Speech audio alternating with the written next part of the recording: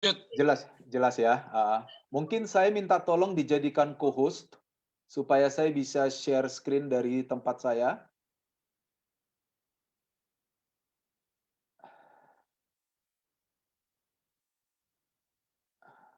Brother Robert. Ya, sudah, silakan. Sudah, Silakan, mohon baik. maaf ya. Ya, Silakan, lanjut. baik, sekali lagi terima kasih. Ya. Jadi saya coba, paparkan ide saya tentang persepuluhan ini sekitar 20 sampai 25 menit.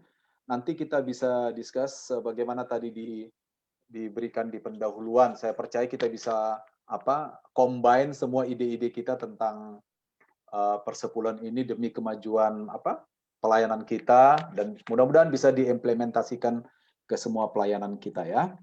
Baik, saudara-saudara, memang saya dikasih sama admin ini, satu tema, persepuluhan dahulu dan sekarang. Ya, sebentar. Memang dahulu dan sekarangnya tidak saya cantumkan di sini, tetapi nanti akan ada di dalam, kontennya, tetapi saya ubah menjadi sebuah tawaran sikap etis saja. Karena, saya melihat sudah terlalu banyak pembahasan tentang persepuluhan ditinjau dari berbagai sudut. Nah, malam ini saya mau ngambil satu angle, yaitu dari sudut progressive revelation terkait dengan sejarah timbulnya persepuluhan ini, ya. Jadi timeline kita malam ini adalah yang pertama kita akan adakan analisa historis sebentar. Kita kumpulkan data dari Alkitab, melihat data tersebut dari kacamata progressive revelation dalam sejarah serta kemungkinan adanya kontinuitas atau diskontinuitas dari PL ke PB. Setelah itu coba kita lihat sebentar saja ultimate goal-nya. Sebenarnya apa sih tujuan dari praktik pemberian persepuluhan ini? Lalu yang ketiga saya coba tawarkan sebuah sikap etis. Ini hanya penawaran saja karena kembali saya menyadari bahwa kita punya ide-ide praktis tentang ini semua yang nanti bisa kita combine. Kira-kira timeline kita seperti ini ya. Nah, apa itu progressive revelation? Itu dulu yang pertama. Progressive revelation itu adalah satu teori yang menyatakan bahwa apa yang diwahyukan oleh Allah itu tidak diwahyukan sekaligus dalam satu waktu, ya, tetapi diwahyukan itu bertahap. Bukan berarti dalam hal ini menjadikan perjanjian lama atau pewahyuan-pewahyuan pertama itu salah, bukan. Ini bukan bicara dari untruth kepada truth, bukan. Tetapi pewahyuan itu sifatnya parsial dulu, lama-lama itu diwahyukan sampai itu mencapai ultimate-nya atau puncaknya seperti itu. Nah, kita akan lihat persepuluhan ini dari sudut pandang progressive revelation itu. Seperti itu kira-kira ya. Nah, yang pertama, persepuluhan ini muncul pertama kali dalam kisah Abraham dan Melkisedek. Ya, di Kejadian 14:20, lalu kedua kali muncul ketika Yakub itu berjanji kepada Allah karena satu peristiwa tertentu di dalam mimpinya itu. Nah, di dalam dua spot ini belum terlihat adanya aturan yang baku yang datang dari Tuhan terkait praktik persepuluhan. Dua peristiwa ini masih terkesan sebuah tindakan yang lahir sebagai sebuah respon saja atas peristiwa tertentu. Jadi Abraham memberi persepuluhan kepada Melkisedek, Yakub berjanji akan memberi persepuluhan dari apa yang diterimanya kepada Allah. Itu bukan tidak lahir karena sebuah aturan yang baku dari Allah, tetapi itu lahir karena sebuah respons atas kejadian tertentu. Nah, selanjutnya kita bisa melihat di dalam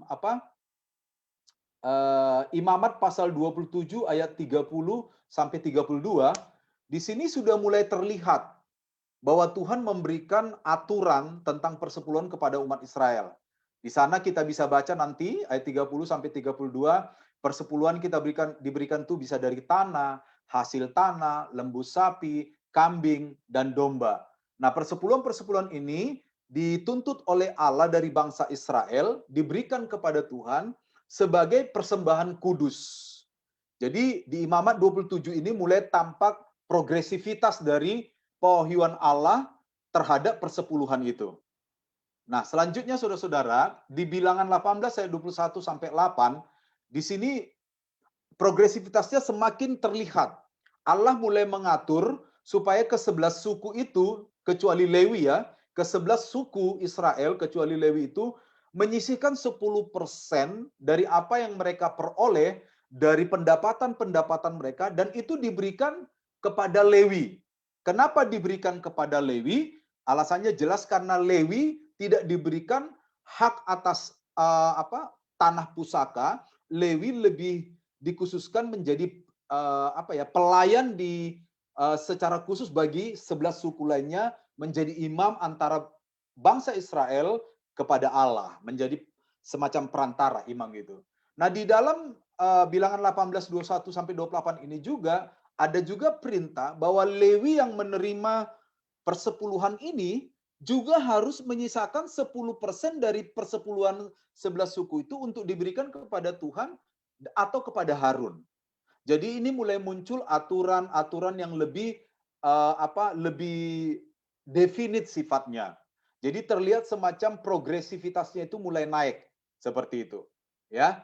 Nah, selanjutnya kalau kita periksa di dalam kitab Ulangan, ya, di dalam Ulangan 12 ayat 1 sampai 28, di sana kalau kita baca dengan sangat hati-hati, kita juga bertemu dengan teks-teks yang membahas tentang persepuluhan. Di sana dibahas tentang teknis. Teknisnya itu maksudnya cara memberikan persepuluhan, lalu lokasi-lokasi. Itu dibahas di sana. Di Ulangan 14, 22, 29 juga dibahas tentang teknis, tetapi juga lebih jauh lagi dibahas lagi bahwa persepuluhan itu diperuntukkan untuk orang Lewi. Nah, di dalam Ulangan sebentar ya. Di dalam Ulangan 26 ya, ayat 12 ya, di sana lebih khusus lagi oleh Tuhan diulang lagi perintah beberapa kali yang tadi itu, bahwa persepuluhan ini harus direlasikan kepada orang Lewi, juga kepada orang asing, juga kepada anak yatim, dan juga kepada para janda. Jadi kalau kita lihat data dari awal tadi, dari Abraham ke Melkisedek, lalu dari Yakub berjanji kepada Allah, di dalam dua kisah ini belum ada aturan-aturan yang definit. Lalu mulai dibahas lagi ya, dari kitab Imamat, Bilangan, Ulangan, kita mulai melihat bahwa Allah memberikan pengaturan tentang bagaimana cara mengelola, untuk siapa persepuluhan itu harus diberikan, dan sebagainya. Kita bisa melihat bahwa di sini aturan-aturan itu mulai diberikan oleh Allah, aturan-aturan itu mulai definit, aturan-aturan itu mulai terkonsentrasi. Ya, nah berikutnya saudara-saudara, kalau kita lebih jauh ke teks-teks yang lain, kita ketemu di 1 Samuel pasal 8 ayat 10, ya, 1 Samuel pasal 8 ayat 10, ada kewajiban terhadap raja. Itu kisah waktu orang Israel meminta raja kepada Samuel, dan Samuel mengatakan kalau kalian minta raja, bahkan 10%, 1/10 dari hasil kalian, kalian harus rela memberikan. Lalu di 2 Tawarik pasal 31 ayat 2 sampai 21, Raja Hizkia kembali menekankan kepada 11 suku untuk memberikan persepuluhan mereka bagi kehidupan orang-orang Lewi. Alasannya jelas, di ayat 4b dikatakan supaya orang-orang Lewi itu secara fokus bisa melayani, kalau hari ini dikatakan bait Allah, ya, bisa melayani umat, menjadi imam, mereka fokus, tidak perlu berpikir tentang kehidupan, karena persepuluhan 11 suku itu bisa diberikan kepada orang Lewi. Di dalam Nehemia 10, 12 dan 13 kembali lagi Nehemia menekankan bahwa 10% ini harus diberikan kepada orang Lewi. Nah, di dalam Amos sempat dibahas tentang ini, cuman ini hanya berisi sindiran, bahwa Amos menyindir orang-orang Israel yang memberikan persepuluhan, ya, legalitas, tetapi tanpa spiritualitas yang benar. Jadi mereka hanya memberikan korban-korban termasuk persepuluhan, tetapi tidak didasari oleh spiritualitas yang benar, dan ini dikritik oleh Amos. Nah, terakhir di dalam Maleakhi pasal 3, ya, Maleakhi pasal 3 ayat 6 sampai 12, ini yang seringkali dikutip oleh hamba-hamba Tuhan mendasari pengajaran mereka tentang persepuluhan. Nah, di dalam Maleakhi pasal 3 ayat 6 sampai 12 ini adalah ayat terakhir di Perjanjian Lama yang membahas tentang persepuluhan. Tetapi kita harus mengerti sedikit mengapa Allah membahas tentang persepuluhan di sana. Kalau kita membaca lebih lengkap dari pasal 1, pasal 2, lalu dilanjutkan ke pasal 3, maka kita akan memperoleh ada satu masalah di sana. Ada satu masalah sepulangnya bangsa Israel dari pembuangan di Babel, ya selama 70 tahun mereka ada di Babel, ya mereka kembali ke Yerusalem, mereka kembali membangun Yerusalem, lalu setelah mereka membangun Yerusalem, rupanya para nabi melihat bahwa bangsa Israel ini mempraktekkan satu ketidaktaatan, ya. Apa yang mereka tidak taati? Yang mereka tidak taati di dalam ayat 7 itu dikatakan mereka menyimpang dari ketetapan Allah dan tidak memeliharanya. Jadi setelah mereka pulang dari Babel, ya apa yang dulu-dulu pernah disebutkan Allah terkait persepuluhan, itu mereka tidak lagi lakukan. Dan Maleakhi secara jelas mengatakan mereka tidak taat, dan ketidaktaatan itu dengan jelas didefinisikan sebagai menyimpang dari ketetapan Allah dan tidak memelihara ketetapan itu. Lalu kalau kita lihat ayat-ayat selanjutnya, rupanya penyimpangan itu terkait dengan persembahan khusus dan persembahan persepuluhan. Apa yang terjadi di sana? Tindakan bangsa Israel tersebut menyebabkan rancangan Allah terkait kecukupan kaum Lewi menjadi gagal. Ya, kalau kita ingat tadi, sebelum mereka dibuang ke Babel, persepuluhan-persepuluhan itu semakin mengalami satu konvergensi, pengerucutan bahwa persepuluhan itu akan menjadi sesuatu yang diberikan kepada suku Lewi supaya orang-orang Lewi ini cukup, karena orang-orang Lewi ini tidak mendapatkan tanah pusaka dan mereka supaya fokus untuk melayani bangsa Israel terkait dengan hubungan mereka kepada Allah atau menjadi imam. Nah, ketika bangsa Israel tidak melakukan ketetapan Allah terkait persepuluhan ini, maka rancangan Allah, rancangan besar Allah terhadap kaum Lewi itu menjadi gagal. Nah, disinilah sebenarnya letak kenapa di Maleakhi ini tampaknya Tuhan tampaknya marah kepada bangsa Israel gitu. Ada diksi penipu, ada diksi merampok di sana dan sebagainya. Nah, oleh Peter Adam, tindakan bangsa Israel ini disebut sebagai petty acts of disobedience atau ketidaktaatan yang picik. Nah, ini saya coba melihat tadi bahwa tampak ada nuansa sebenarnya bangsa Israel tahu bahwa mereka harus memberikan apa yang seharusnya mereka berikan terkait persembahan, tetapi dengan sengaja mereka tidak melakukan apa yang mereka ketahui itu. Nah, rupanya nuansa ini menimbulkan satu respons dari Allah. Dan di ayat-ayat itu Maleakhi 3 6 sampai 12 muncullah semacam kemarahan Allah kepada bangsa Israel. Jadi goal akhir atau ultimate goal Allah terkait persembahan persepuluhan itu gagal karena bangsa Israel tidak taat. Mereka menyimpang dari ketetapan Allah tentang persepuluhan dan mereka tidak memeliharanya. Sehingga di ayat 10 Tuhan memberikan semacam tindakan pemulihan. Ya, di ayat 10 tindakan pemulihan. Makanya kalau kita baca Maleakhi 3 ayat 10, Tuhan memberikan sebuah aturan yang baru. Kalau tadi di perjanjian lama sebelum pembuangan, persepuluhan itu tampaknya masih acak ya.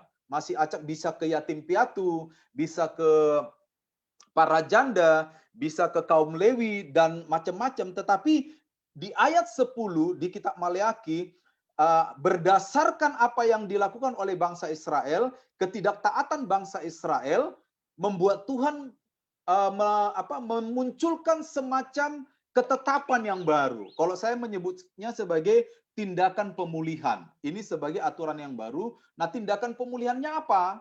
Tindakan pemulihannya adalah bawalah seluruh persembahan persepuluhan itu ke dalam rumah Allah. Tujuannya, saudara-saudara, tujuannya adalah supaya ada persediaan makanan atau supaya cukup persediaan makanan di rumahku. Nah, itu nanti kita akan jadikan itu sebagai ultimate goal atau tujuan utama Allah memerintahkan supaya bangsa Israel memberikan persembahan persepuluhannya. Nah, sedikit kita lihat data Alkitab Perjanjian Baru, apakah Perjanjian Baru mempunyai data Alkitab yang signifikan terkait persembahan persepuluhan? Ternyata tidak ada, saudara-saudara. Di Perjanjian Baru, saya menemukan hanya ada 2 kitab yang sempat menyinggung tentang persepuluhan ini. Yang pertama, Lukas 18 ayat 12. Ini pun semacam sindiran kepada orang Farisi dan pemungut cukai. Jadi Yesus menyindir. Mereka memang memberi persepuluhan dari jelai dan lain-lain, tetapi perintah yang lain mereka abaikan. Lalu di Ibrani 7 ayat 2 dan 4 kembali di recall tuh peristiwa Abraham dan Melkisedek oleh penulis Ibrani, di recall bagaimana Abraham memberikan persepuluhan kepada Melkisedek. Tetapi dari kedua bagian perjanjian baru ini saya tidak melihat adanya prinsip yang diubah dari perjanjian lama ke perjanjian baru. Sehingga saya menyimpulkan bahwa prinsip persepuluhan dari perjanjian lama ke perjanjian baru itu merupakan suatu prinsip yang kontinu, yang berkelanjutan. Artinya, Maleakhi pasal 3 ayat 6 dan 10 adalah puncak dari pewahyuan Allah terhadap persepuluhan. Itu yang saya sebut tadi progressive revelations. Ya, jadi revelasi atau pewahyuan terakhir Allah tentang persepuluhan itu ada di Maleakhi pasal 3 ayat 6 sampai 12, khususnya aturan baru yang dibuat di Maleakhi pasal 3 ayat 10. Sehingga orang-orang di perjanjian baru atau kita sampai hari ini seharusnya bagi saya loh ya, seharusnya menjadikan aturan yang baru di Maleakhi pasal 3 ayat 10 ini menjadi aturan yang kita anut terkait dengan persepuluhan secara teorinya. Karena tidak adanya perbedaan prinsip yang dianut oleh perjanjian baru terhadap aturan perjanjian lama terkait dengan persepuluhan. Jadi prinsipnya itu berkelanjutan atau kontinu, ya. Nah, singkatnya saya memberikan semacam kesimpulan di sini, ya. Yang pertama, kesimpulan saya dari awal, sebentar, ya, dari awal sampai kepada masa sebelum pembuangan di Babel, terdapat implementasi yang acak dari praktek pemberian persembahan persepuluhan di kalangan bangsa Israel. Yang saya maksud acak ini adalah bahwa tadi ada yang diberikan kepada janda, diberikan kepada anak yatim, kepada raja, kepada Lewi. Jadi itu semacam acak, belum ada aturan yang tunggal, yang sangat definit tentang penggunaan persepuluhan. Lalu di kitab Maleakhi merupakan kitab yang menggambarkan kehidupan bangsa Israel setelah kembali ke Yerusalem dari pembuangan Babel. Dari kitab Maleakhi, melihat dari kacamata progressive revelation dan kontinuitas PLKPB, maka Maleakhi 3 ayat 10 merupakan aturan final terkait persembahan persepuluhan. Jadi persembahan persepuluhan itu adalah satu persembahan yang dibawa seluruhnya ke rumah Tuhan. Tetapi kita harus pertimbangkan juga apa sih sebenarnya ultimate goal dari yang ingin dicapai dalam persembahan persepuluhan. Kalau pra pembuangan, ultimate goal-nya adalah supaya ada kecukupan bagi orang Lewi, kecukupan bagi para janda, kecukupan bagi anak yatim dan lain-lain. Tetapi pada post pembuangan, setelah pembuangan, itu dijadikan satu, supaya ada persediaan makanan di rumah Tuhan.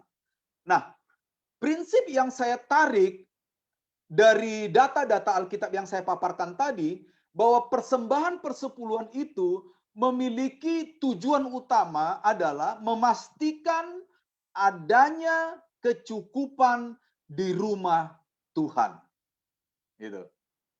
Ya. Jadi tujuan utama kenapa bangsa Israel oleh Tuhan disuruh memberikan persepuluhan, tujuan utamanya adalah memastikan adanya kecukupan di rumah Tuhan.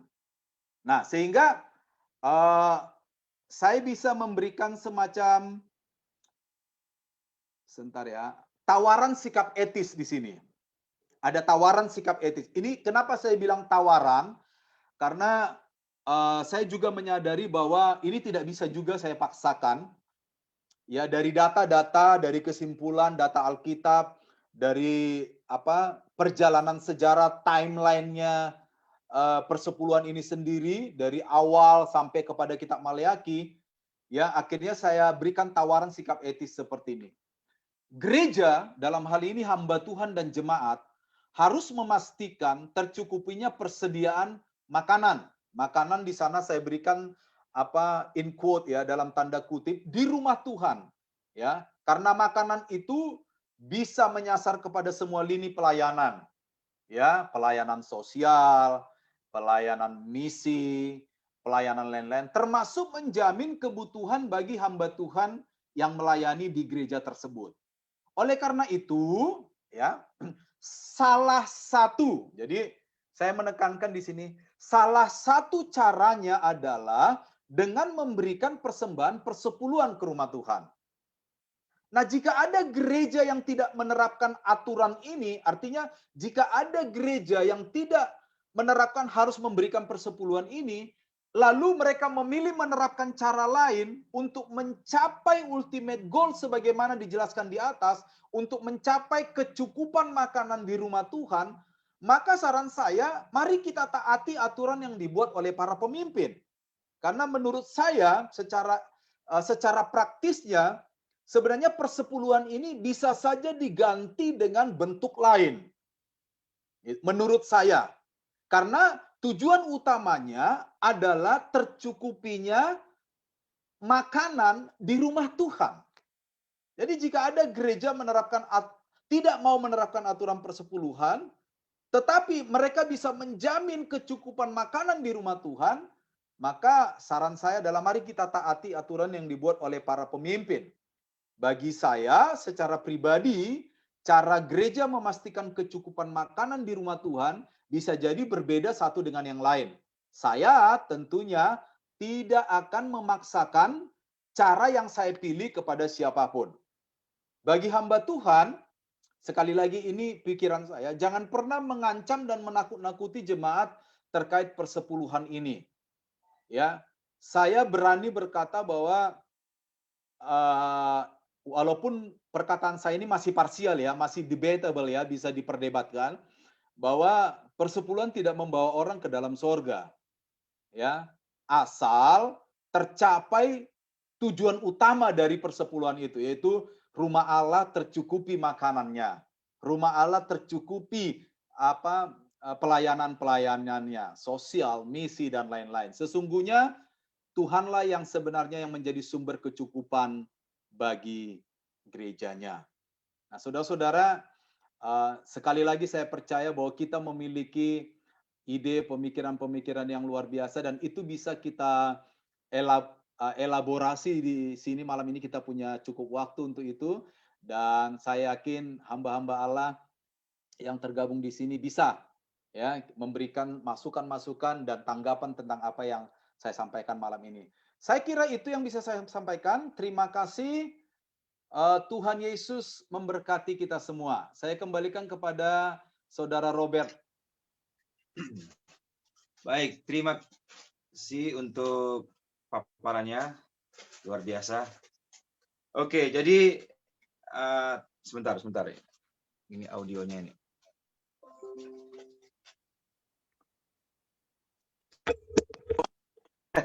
Jelas suara saya? Jelas. Oke, terima kasih di paparannya luar biasa. Jadi teman-teman bisa memberikan tanggapan, juga bisa berupa pertanyaan. Nanti bagaimana prosedurnya? Jadi langsung saja hidupkan atau kasih tanda wave gitu, atau langsung saja hidupkan mic-nya. Namun sebelum teman-teman bertanya, saya boleh bertanya duluan loh ya. Oke, ada menarik tadi yang di awal disampaikan bahwa perpuluhan itu kalau bisa kita katakan itu di awal ya, bukan seperti ide awalnya datang dari Tuhan, tapi sebuah respon. Koreksi Ya. saya, apa betul ya tadi ya? Iya, Jadi betul. lebih kepada respon. Jadi selama ini yang terjadi adalah kita mengajarkannya seolah-olah itu seperti hukum yang memang Tuhan itu kamu harus melakukan ini gitu. Kalau tidak, maka kita biasa mengancamnya dengan maka binatang pelahap segala macam itu yang disampaikan juga itu akan terjadi. Nah, bagaimana Pastor Samuel Mesri menanggapinya? Silakan. Sebenarnya pertanyaan ini cocoknya nanti di belakang ya, di belakang karena itu semacam semacam isu-isu yang menurut saya perlu dijawab terkait sikap etis ya. Tetapi tidak apalah, ini mungkin bisa jadi trigger buat kita malam ini. Memang awalnya kalau kita jujur dengan data Alkitab, ini kita jujur ya, kita jujur dengan data Alkitab, maka Alkitab pertama kali Alkitab mencatat tentang praktik pemberian persepuluhan itu adalah sebuah respons. Waktu Abraham memenangkan pertarungan melawan saya lupa, tetapi ada raja dari Sodom nantinya datang, lalu terakhir dikatakan dia adalah Raja Salem yang bernama Melkisedek atau Raja Kebenaran itu. Dan entah bagaimana prosesnya, kalau kitab Ibrani mengatakan dia tidak berbapa, tidak beribu dan sebagainya. Dan Abram waktu itu namanya masih Abram memberikan persepuluhan dari jarahannya gitu loh. Entahkah itu pemberian itu semacam terima kasih atau mungkin mereka sudah saling mengenal waktu itu, kita tidak tahu, tetapi prakteknya bahwa itu sebuah respons. Lalu waktu Yakub ditolong oleh Tuhan, waktu dia melihat tangga ke surga itu dan dia selamat sebagainya, mulai hari ini katanya dia berespon, apapun jika engkau menyertai aku, kata Yakub, apapun yang aku dapatkan daripadamu, 10%-nya akan kuberikan. Dan itu dipakai lagi kata persepuluhan. Nah, terkait pertanyaan Pastor Robert tadi, sekarang tuh banyak praktek ya kita lah, saya lah gitu, hamba-hamba Tuhan ini sering mengancam gitu loh. Apakah tadi di kesimpulan saya katakan saya pribadi memilih tidak akan pernah memberikan ancaman, tidak akan pernah memakai satu kalimat seperti jika saudara tidak memberi persepuluhan maka kutuk, belalang pelahap, belalang apa lagi? Pencabut. Ada 4 belalang tuh di kitab ada 4 belalang tuh di kitab Amos kan, sampai habis tuh. Itu menurut saya itu salah kaprah. Kenapa? Karena kalau kita lihat dari sejarah kemarahan Allah di kitab Maliaki itu bukan sejarah yang dilatar belakangi oleh bahwa Allah ingin mengutuk umatnya, bukan. Allah ingin supaya aturan-aturan yang tadinya diberikan atau ketetapan-ketetapan atau rancangan lah kalau bisa ya, rancangan Allah untuk mencukupi kaum Lewi itu masih tetap berjalan. Makanya tadi saya bilang di belakang, ketika bangsa Israel tidak taat, ya, mereka melakukan ketidaktaatan yang picik. Kenapa picik? Karena mereka tahu sebenarnya harus taat, tapi mereka tidak mau taat. Maka rencana Allah menjadi gagal. Nah itu isu besarnya itu di situ sebenarnya.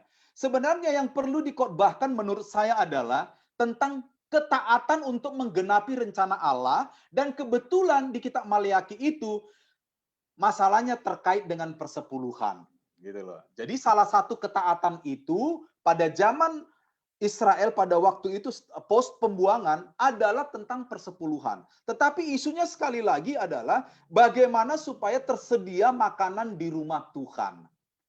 Itu dia. Jadi lebih baik jangan diancam, pastor ya. Jangan diancam, jangan dikutuk, jangan ini. Tetapi berikanlah semacam pengajaran yang tepat terkait teks itu. Itu dari saya. Terima kasih. Mungkin dari pastor lain pasti ada ide. Oke, silakan, mungkin ada pendapat, tanggapan dari siapa dulu nih? Ada senior-senior kita di sini nih. Ya, salam Pastor. Oke, Pak Yeskiel Suwartanto, silakan. Ya, satu pembahasan yang cukup menarik. Iya, tapi saya ucapkan selamat Kak Mesrin dan teman-teman yang lain yang boleh berjumpa kembali. Iya, Siap, iya. siap, Saya menariknya seperti tadi. Ya, kalau dikatakan tadi kan 1/10, ya. Saat ini kan banyak gereja-gereja yang mengubah bukan perpuluhan, seperti iuran, seperti itu kan. Ya. Memang tujuannya adalah supaya tercukupkan makanan di rumah Tuhan. Nah, arti gini, memang Alkitab mengajarkan perpuluhan, tetapi kalau diganti iuran, yang apakah iuran itu mencapai 10% atau tidak? Kira-kira seperti apa? Apakah itu Ya. memang sesuai dengan apa yang dimaksud Alkitab untuk gereja saat ini atau tidak? Seperti itu. Jadi kan Alkitab sudah menjelaskan 1/10. Sementara banyak gereja-gereja yang mengganti gak usah lah persepuluhan, tetapi iuran lah atau sumbangan atau apa ya? Ya Sesuatu 5% yang lah, 5% aja. Padahal itu tidak Diskon. mencukupi Diskon. 10% seperti itu. Ya, bagaimana kira-kira ini, Kak Mesrin? Baik, nanti kawan-kawan lain, hamba-hamba Tuhan yang senior, saya harap juga bisa memberi pendapatnya soal pertanyaan yang bagus sekali ini. Tapi menurut saya pribadi, tadi saya sudah paparkan bahwa tujuan utama pemberian persembahan persepuluhan baik sebelum masa pembuangan maupun setelah masa pembuangan adalah kecukupan. Bedanya adalah sebelum masa pembuangan itu masih acak. Begitu ada para janda yang berkekurangan, kadang perintah Tuhan diarahkan beri persepuluhan kepada para janda. Begitu ada anak yatim, kaum Lewi, bahkan kepada raja pun itu ada perintah untuk memberikan persepuluhan. Jadi objeknya masih acak, tetapi idenya sama. Bagaimana supaya kebutuhan-kebutuhan mereka ini tercukupi. Nah, setelah bangsa Israel kembali dari pembuangan dari Babel setelah 70 tahun di sana, maka Maleakhi pasal 3 ayat 6 sampai 12 ini merupakan satu-satunya pembaharuan tentang persepuluhan dan idenya masih tetap sama, supaya ada persediaan makanan di rumahku. Nah, saya melihat di dalam waktu kita melihat teks, maka kita tidak boleh menafikan apa yang dinamakan dengan konteksnya gitu loh. Nah, di dalam konteks ini saya dapat menarik semacam deduksi atau kesimpulan-kesimpulan deduktif bahwa sebenarnya yang disasar oleh Tuhan di sini bukan 10%-nya, itu menurut saya ya, bukan 10%-nya, tetapi yang disasar oleh Tuhan adalah supaya ada persediaan makanan di rumah Allah. Tetapi pada masa itu, cara yang paling cocok adalah dengan mengaktifkan kembali model persepuluhan. Sebenarnya bukan hanya persepuluhan aja yang disinggung di sana, ada juga yang namanya persembahan khusus. Makanya dikatakan terkait persembahan khusus dan persembahan persepuluhan. Kamu menipu aku dan sebagainya. Lalu perintah di ayat 10 itu dikatakan, karena itu bawalah seluruh ke rumah Allah. Kenapa saya harus bawa Tuhan? Supaya ada persediaan makanan di rumahku. Supaya cukup. Nah, ketika kita tarik ini ke dunia modern saat ini, ya, ke dunia modern, dan kalau kita terapkan ini secara legalitas, maka kita semua nggak ada yang jujur. Saya mau tanya kawan-kawan, apakah betul-betul 10% Anda memberikan kepada BPDK, atau apakah, atau inikah yang punya otoritas? Apakah betul? Kadang-kadang kita pendeta digaji gereja sekian, oke 10%-nya. Tapi tiba-tiba kadang-kadang nenek kita datang dikasih 50.000. Dihitung nggak itu persepuluhannya? Kadang-kadang ada tetangga kasih berkat 25.000. Dihitung nggak 2.500 persepuluhannya? Atau kita menganggap, itu kan cuma 25.000. Nah, kalau kita mau menerapkan 10% dalam konteks legalitas, maka saya berpikir itu harus kita libatkan. Tetapi kembali lagi, tujuan dari pemberian persepuluhan adalah supaya rumah Tuhan itu tercukupi. Memang di gereja sidang jemaat Allah, karena di sini banyak teman-teman, ada yang dari GBI, ada dari sinode lain, tapi di gereja sidang jemaat Allah, kami masih menerapkan 10%. Tapi itu tadi saya bilang, kita harus taat. Kita nggak boleh mengatakan, pemimpin dia nggak ngerti, nggak boleh. Kalau pemimpin bilang 10%, 10%. Tetapi dalam ruang diskusi akademis praktis seperti ini, inilah ide saya, bahwa tujuan utamanya adalah kecukupan. Jadi kalau ada gereja yang mempraktekkan bukan 10%, yang penting mereka sudah mencapai konklusi dari rapat-rapat yang panjang itu, dari pagi sampai sore, sore sampai malam, dan itu keputusan terbaik buat gereja, buat sinode, saya pribadi mengatakan it's okay. Wow, luar biasa. Thank you. Saya kira cukup jelas ya. Jadi intinya itu adalah ultimate goal-nya cukup. Jadi kalau 10% nggak cukup, 20% boleh lah ya. Boleh diminta lagi, nggak apa-apa. Kita masih Diminta kurang lagi. gitu. Loh, iya. Masih kurang. Sinode harus dibantu, kita masih kurang. Kita tetap iuran juga kok. Setelah kita kasih 10%, masih iuran kita. Berarti belum cukup. Oke, Bang Yos. Pastor Joshua, sudah disilakan. Kalau saya sih prinsipnya kan pertanyaan pertama gini. Kalau perpuluhan itu bagi saya bukan masalah berapa besarnya ya, tapi kebenaran 1/10 itu sendiri. Jadi mau besar atau kecil itu tidak penting sebenarnya, tetapi kebenaran dan kejujuran 1/10 itu aja. Sebab Tuhan kan nggak pernah bicara tentang besarannya sebenarnya. Itu. Nah, cuman masalah kan begini. Ada perluasan menurut saya ya. Dari dulu jamaat Israel ada suku Lewi, kemudian akhirnya pulang dari Babel itu kira-kira mereka masih ada ibadah nggak? Orang Lewi masih ada ibadah nggak seperti itu? Kalau masih ada ibadah berarti Lewi itu masih berjalan. Kan gitu kan? Kan Tuhan mengadakan perpuluhan itu untuk orang Lewi. Oke. Jadi itu masih berlaku di situ. Nah, kalau kita mengambil dari kata Malikiya pasal 3, itu kan mengingatkan saja seperti itu. Nah, ditarik ke perjanjian baru, semua orang dikatakan imamat yang rajani sekarang. Ya kan? Setiap orang percaya, dia dikatakan imamat yang rajani, yang melayani Tuhan, tanda kutip, jadi lewi-lewi yang baru. Nah, akhirnya orang merasa berhak menerima sumbangan perpuluhan itu sendiri. Nah, kembali ke konteks gereja, menurut saya kalau saya saklek ya, 1/10 ya 1/10. Karena itu persembahan itu bukan hak kita, itu punya Tuhan sebenarnya. Jadi nggak boleh kurang pokoknya kalau saya 1/10 gitu. Cuman pertanyaan gini, saya punya kasus yang bagus. Ada satu jemaat, dia mau kirim persepuluhan ke gereja. Katanya, tiba-tiba tengah jalan Tuhan bilang, jangan kasih ke gereja, kasih ke hambaku itu. Gitu. Nah, dia taat katanya. Dikasih ke hamba Tuhan. Nah, ini bagaimana seperti itu? Coba. Ini perjanjian baru sekarang, pos perjanjian baru. Pos pembuangan. Jadi kalau saya poin pertama gini, Pastor. 1/10 tetap 1/10. Bahkan lebih. Saya di rumah nggak pegang uang, istri saya yang pegang uang. Tetapi saya cuma pesan satu, perpuluhan tidak boleh salah. Bahkan harus dilebihkan. Bahkan harus dilebihkan. Gitu. Karena masalahnya bukan masalah 1/10. Kalau saya setuju dengan Bang Westin tadi itu, bahwa itu respon kita. Taruhlah tanda ucapan syukur kita kepada Tuhan. Itu akan berlaku segala zaman. Gitu. Karena kita mengakui bahwa berkat kita datang dari Tuhan. Nah, itu nggak bisa. Kalau saya tidak boleh kurang.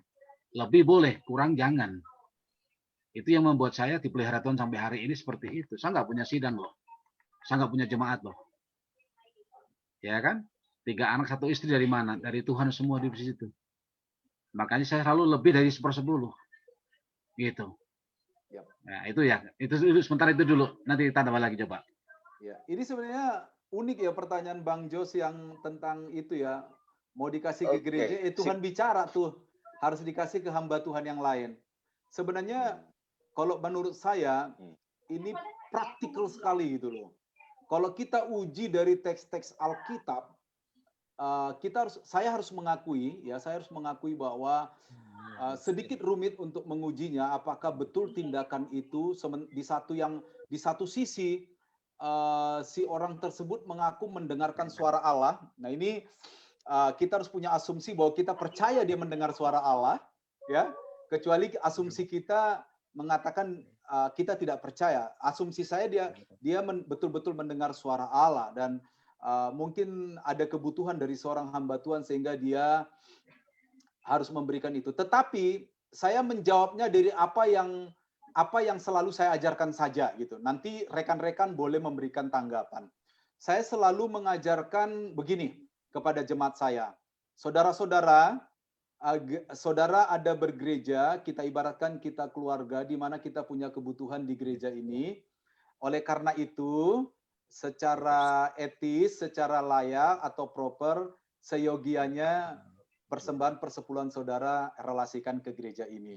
Itu yang saya ajarkan. Itu yang saya ajarkan. Nah, yang kedua, saya punya beberapa pengalaman. Saya punya kakak di Jakarta, bukan kakak kandung, tetapi kakak sepupu. Dia bekerja di satu perusahaan security. Ya, dia pernah menawarkan persepuluhannya kepada kami karena kami perintisan di Sumbawa. Mungkin waktu itu saya masih kurus, jadi dilihat gitu kan, kayaknya kurang makan ini adik saya nih. Jadi dia tawarkanlah bagaimana kalau persepuluhan saya relasikan sama kalian. Nah, saya sebagai sikap etis saya, seperti apa saya ajarkan ke jemaat, maka saya ajarkan ke kakak saya. Saya bilang, Mbak, saya menghargai niat baik Mbak, tetapi saya tidak bisa menerima persembahan persepuluhan itu sebab Mbak bukan dalam saya bukanlah gembala yang memberikan makanan rohani kepada Mbak. Jadi saya bilang, berikanlah ke gereja. Terus dia bilang, saya ini anggota gereja besar di Jakarta, salah satu gereja yang sangat besar. Mereka sudah berlimpah. Oh, tidak masalah Mbak. Kalau soal itu bukan urusan kita jemaat, bukan urusan Mbak. Yang penting pembelian Mbak itu Mbak relasikan ke tempat yang tepat, yaitu di mana Mbak diberikan makanan-makanan rohani. Itu pengalaman saya. Tetapi kalau saya menjawab secara teoritis, saya mengaku itu agak sulit, perlu penelaahan khusus gitu loh. Itu dari saya, Bang Yos. Satu lagi. Saya rasa bahwa di perjanjian baru ini, kita mesti percaya bahwa gereja, salah satu tanggung jawabnya adalah gini, menjadi manajerial yang baik. Karena seluruh kebutuhan janda miskin, orang-orang yang perlu tadi itu seharusnya keluar dari gereja. Ya. Jadi jemaat bawa ke gereja mengelola, ya di samping buat keperluan para pelayan-pelayan Tuhan yang lainnya, kemudian kebutuhan janda-janda miskin, orang-orang yang papa yang itu diperlu tolong itu sebenarnya bagian gereja untuk mengurus mereka sebenarnya. Iya. Gitu. Menurut saya. Nah, tapi faktanya kan begini, gereja kan nggak melakukan itu. Kebanyakan gereja kan gagal melakukan itu. Dipikirnya cukup gitu. Jujur ya, tahun 97 saya baru tahu di pelayanan ada uang. Itu ketika saya ada di GBI pertama kali. Yes, saya nggak tahu uang sama sekali. Tapi pertama kali waktu saya pelayanan di GBI waktu itu, saya dikasih amplop. Saya tanya, ini apa? Itu PK. PK itu apa? Persembahan kasih. Itu saya nggak pernah tahu itu sebelumnya di GSI dulu. Ada seperti itu. Kita tahunya iman semuanya gitu kan. Sekarang udah ada Bang Yos. Nah sekarang sekolah minggu, ya semua pelayan-pelayan Tuhan di gereja semua di cover, minimal dapat uang transport dan sebagainya. Ya. Saya pikir satu hal yang mesti kita tahu adalah ini. Gereja dipercaya Tuhan untuk menjadi manajerial yang baik, untuk mengelola itu, sehingga kepercayaan jemaat kepada gereja itu kembali ada di situ, bahwa gereja dipercaya untuk menjadi bendaharanya Tuhan juga. Ya. Poinnya saya pikir ada di situ ya. Coba yang lain gimana yang lain? Oke, baik teman-teman. Jadi mungkin lebih kepada administrasi lah gitu ya, administrasi gereja, manajemen gereja. Oke, baik. Teman-teman yang lain mungkin ada tanggapan atau mungkin satu hal yang mau didiskusikan. Pastor Eko Widiarto, kita coba dengar suaranya dulu ini ya. Berbagi pengalaman mungkin. Adakah di sana? Di kolom chat ini ada pertanyaan, Pastor. Oh ya, ya. Oke. Dikatakan begini, Shalom Pak, izinkan saya bertanya. Ini dari Pak Hans Gultom ya. Ya, ya, ya. Apakah persepuluhan berlaku juga untuk orang Kristen masa kini? Hmm. Boleh saya jawab? Silakan. Habis ini nanti langsung kita dengarkan Pastor Eko Widiarto ya. Siap. Ya, Ya, silakan. terima kasih Pak. Silakan Pak Misri. Terima kasih Pak Hans. Yang pertama memang, apakah persepuluhan masih berlaku buat orang Kristen saat ini? Dari apa yang tadi saya paparkan, jawaban saya iya berlaku. Jadi Maleakhi pasal 3 tadi itu saya sebutkan sebagai puncak pewahyuan dari timeline progressive revelation atau pewahyuan berprogresif itu. Jadi Maleakhi pasal 3 itu adalah puncaknya. Itu adalah pembaharuan terakhir tentang persepuluhan itu sendiri. Dan di sana dengan jelas dikatakan, bawalah seluruh persembahan persepuluhan itu ke rumah Tuhan. Tetapi sekali lagi, menurut saya juga pribadi, saya memandang ini bukan sebagai legalitas. Tetapi saya memandang praktek persepuluhan ini sebagai cara, sebagai metode untuk mencapai tujuan utamanya. Yang tadi saya bilang sebagai ultimate goal, yaitu tersedianya makanan di rumah Tuhan.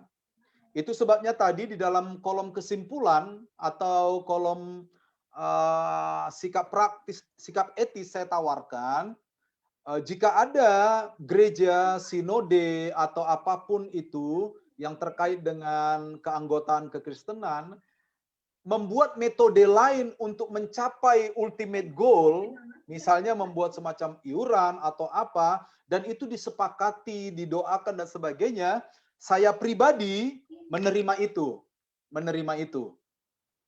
Itu jawaban saya Pak Hans. Jadi saya setuju orang Kristen sekarang masih menerapkan persepuluhan, tetapi persepuluhan itu sendiri bukan semacam tujuan utama. Itu hanya metode, hanya cara. Tujuan utamanya adalah tercukupinya persediaan makanan. Jadi metode ini bisa diubah menurut saya. Itu dia Pak Hans. Terima kasih. Oke, good. Baik, kita dengarkan Pastor Eko dulu. Aduh, senior ini, senior. Silakan.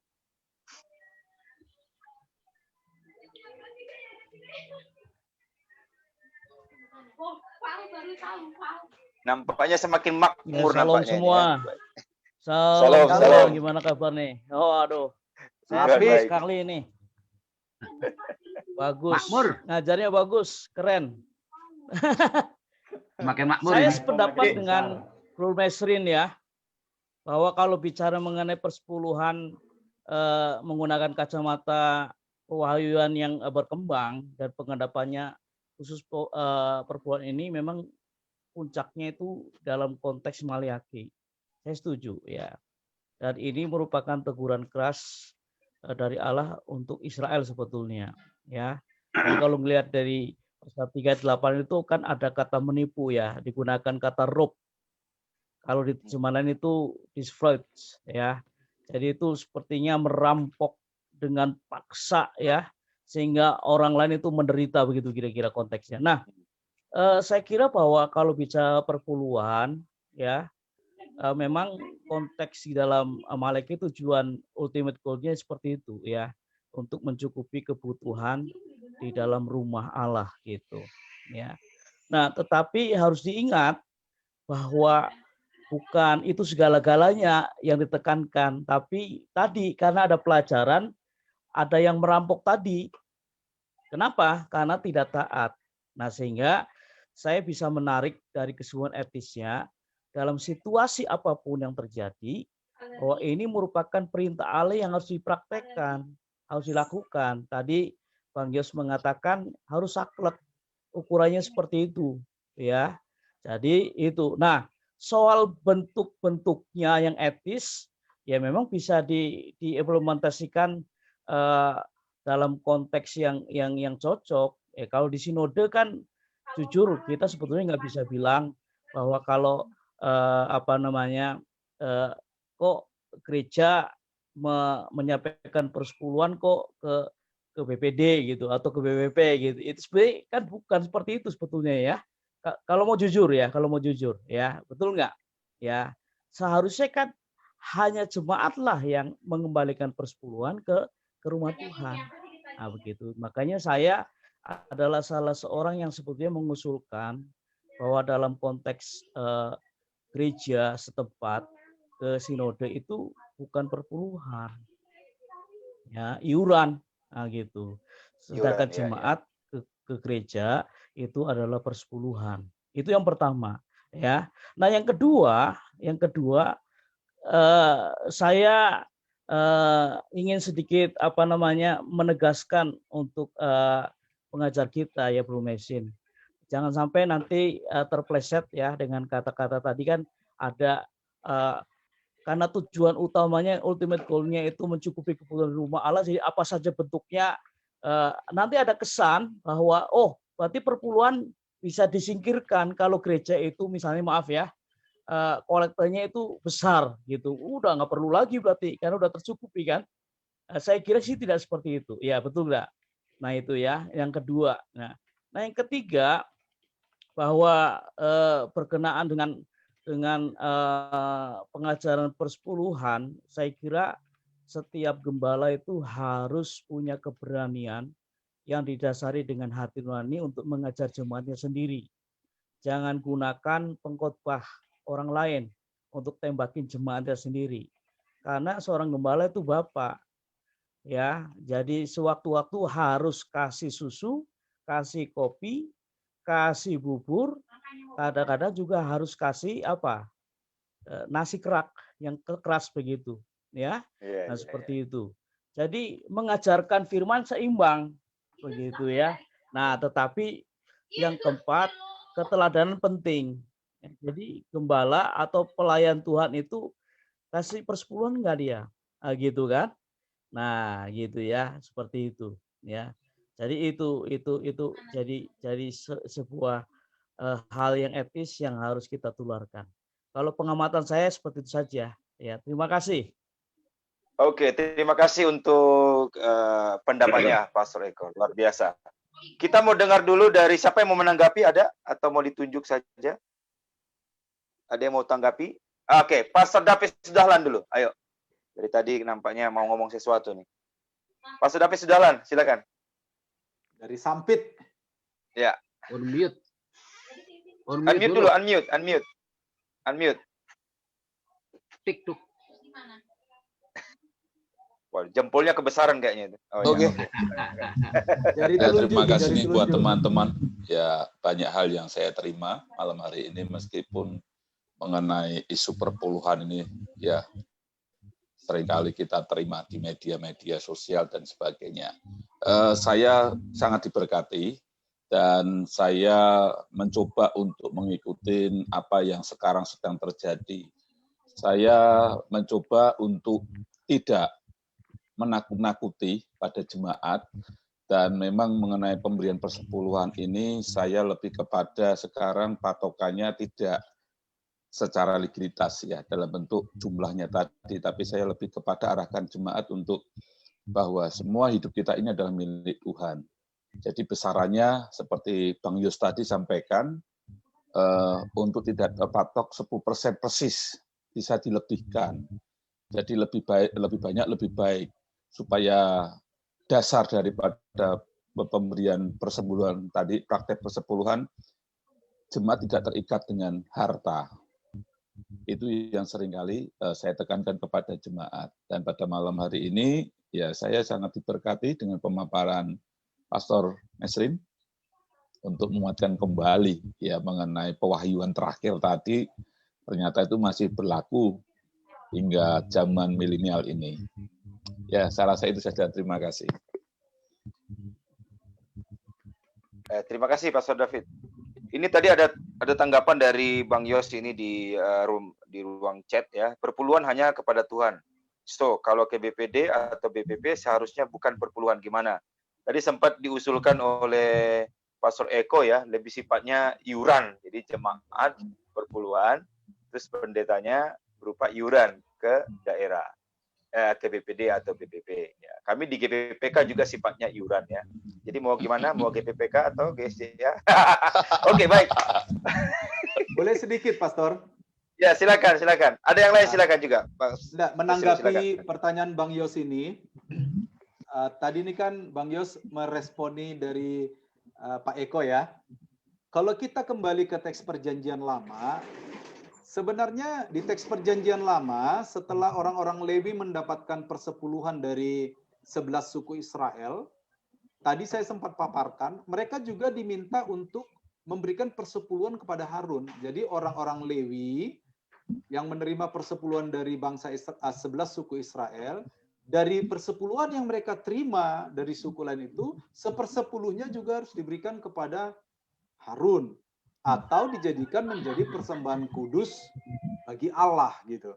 Jadi kalau kita misalnya mau coba implementasikan ini dari tekstual menjadi praktikal, ya masih cocok sebenarnya bahwa gereja memberikan persepuluhan kepada BPD. Dalam hal ini BPD kita anggap imam gereja di daerah, BPP kita anggap imamnya gereja di tingkat nasional gitu. Masih cocok. Masih cocok itu menurut saya. Jadi kalau dari tekstual kita convert ke yang lebih praktikal itu bisa seperti itu. Itu sih tanggapan saya saja. Terima kasih. Baik, terima kasih. Kita mau dengar dulu mungkin ada pendapat atau juga bisa berupa pertanyaan dari Ibu Gembala dulu di sini ya. Ada Ibu Gembala di sini? Atau siapa saja? Ada? Pak Morasi Tumanggor mau ngomong sesuatu?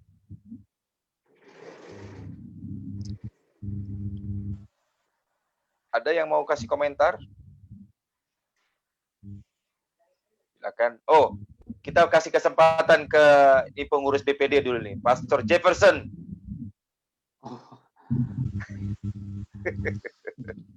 Bro effort. Monggo, Bro.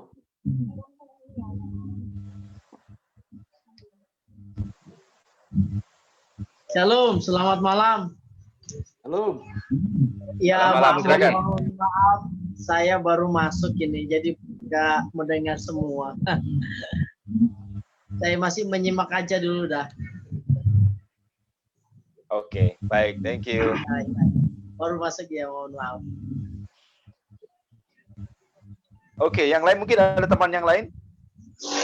Pak Markus Bastian.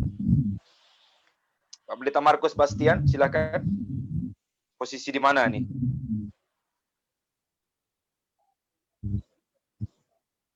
Halo Pak Markus Bastian.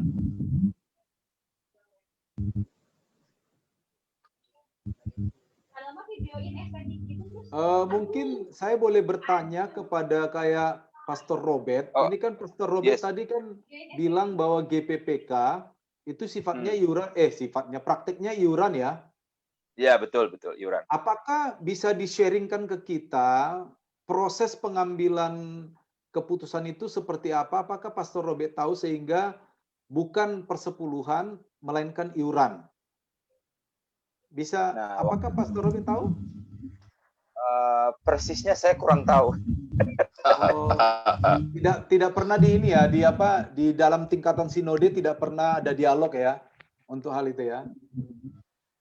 Dalam penyusunan itu waktu itu mungkin tidak dibahas secara detail, sudah dalam bentuk dikanonkan. Ya, jadi sudah dikanonkan ya. Dan kami menerimanya sebagai pewahyuan yang tertutup ya. Ya.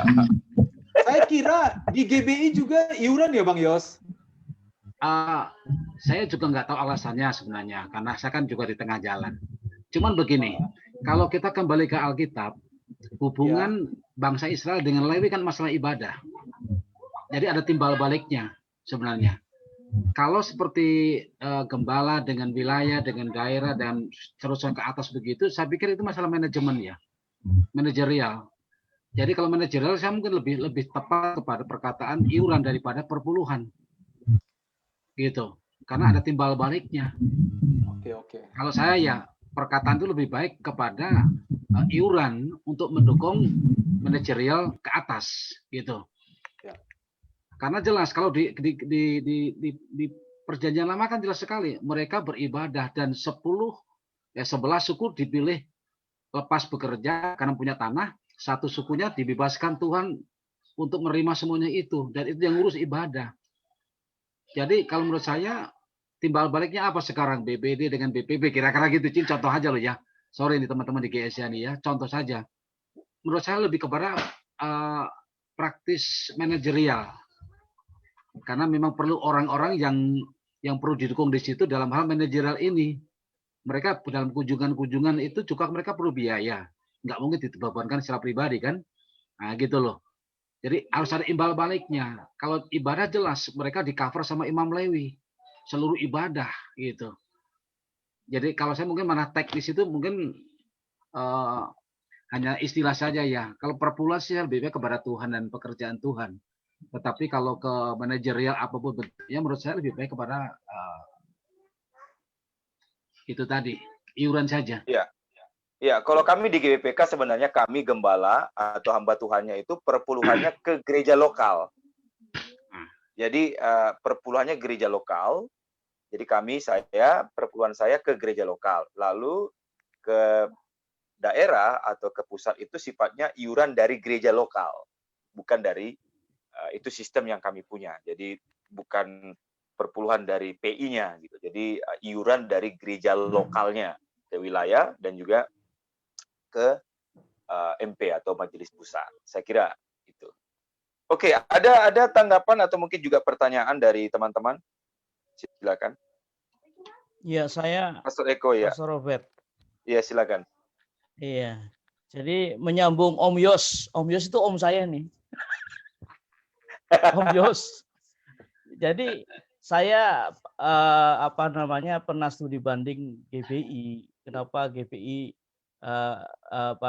memahami dengan apa yang dijelaskan oleh Om Yos tadi itu benar. Dan saya membaca anggaran dasar, anggaran rumah tangganya. Jadi kalau gereja itu menyampaikan iuran ke BPH, mereka bilang begitu ya, atau BPD-nya, seperti itu.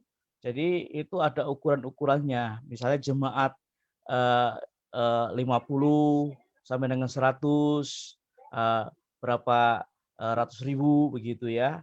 Kalau yang punya penghasilan dari 5 juta sampai 50 juta itu berapa, itu ada ya seperti itu. Nah, jadi saya kira bahwa benar ya, itu sudah nuansanya sudah nuansa ke manajemen untuk pengembangan gereja begitu ya. Jadi